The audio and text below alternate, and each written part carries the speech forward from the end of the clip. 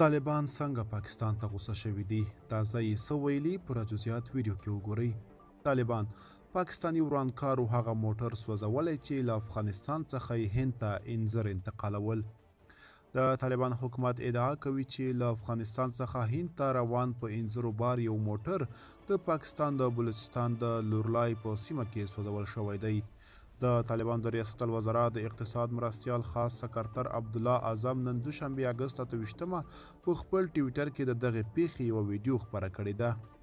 د لیکلي دي چې ورانکارو دا کار کړی دی او وایي د دغو انځرو ارزښت $300,000 و. عبدالله اعظم دا یو جرم بللی او وایي چې د دواړو هیوادونو تجارتي روابط زیانمنولی شي. هغه لیکلي دي دا په هیڅ صورت د منلو نه دي. که پاکستان له افغانستان سره ښه اقتصاد او ترانزیتي روابط غواړي باید د دا ډول پیښو مخه دې ونیسي. طالبان ادعا کوي چې له افغانستان څخه هند ته روان په انځرو بار یو موټر د پاکستان د بلوچستان د لورلای په سیمه کې سوځول شوی. طالبانو د دغې پیښې ویډیو خپره کړې او ویلي دي چې ورانکارو دا کار کړی دی. وایي د دغو انځرو ارزښت $300,000 و. پاکستاني مقاماتو لا په دې اړه څه نه دي ویلي. د پاکستان پولیس مقاماتو په سیمه کې نیمه پوځي ځواک مسؤلینو د طالبان د ادعا رد کړې ده او ویلي دي چې په دې سیمه کې داسې کومه پیښه نه ده شوې.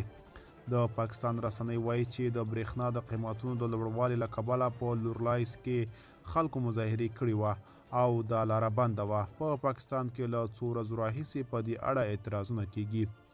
له پرلپسې کار اقداماتو او ژمنتیا سره افغانستان له پاکستان سره د ترانزیت په برخه کې ستونزې لري او افغان مقاوماتو تل پاکستان تورن کړی دی چې په دې برخه کې متحد نه دی.